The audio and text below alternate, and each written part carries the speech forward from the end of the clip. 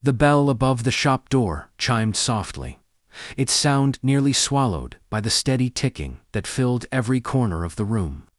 Clocks of all sizes lined the walls of Hazel Whitmore's world-tall grandfather clocks with carved oak faces. Delicate mantel clocks painted with fading roses, and dozens of pocket watches laid open on velvet cloths like sleeping beetles. Time lived here, time breathed here, and Hazel knew its language better than she knew most people. She looked up from her workbench when the door closed, sensing the change before she heard boots on the floorboards. Heavy boots. Cowboy boots. He stood just inside the doorway, hat in hand, dust clinging to his coat like he'd ridden straight out of the plains and into her quiet sanctuary.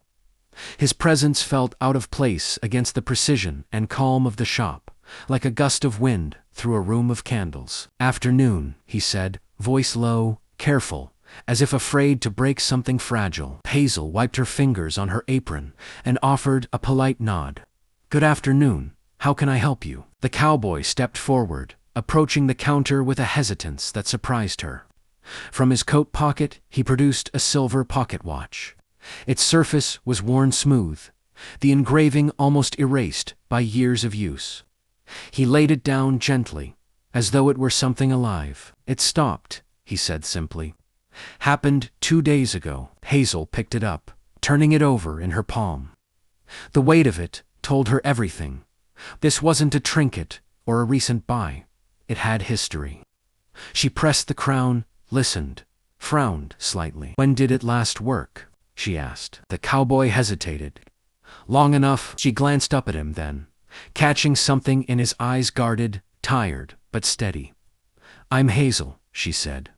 "My father owns the shop, but I do most of the repairs now." "Jude," he replied. "Jude Carter." She nodded and carefully opened the watch, revealing the intricate mechanism inside. "It's a good piece," she murmured, "but it's been pushed hard, springs worn thin. Probably hasn't been serviced in years." Jude shifted his weight. "Belonged to my P.Y. Kept time through cattle drives, dust storms, and worse. Guess it finally had enough." Hazel smiled faintly. "Timepieces are like people.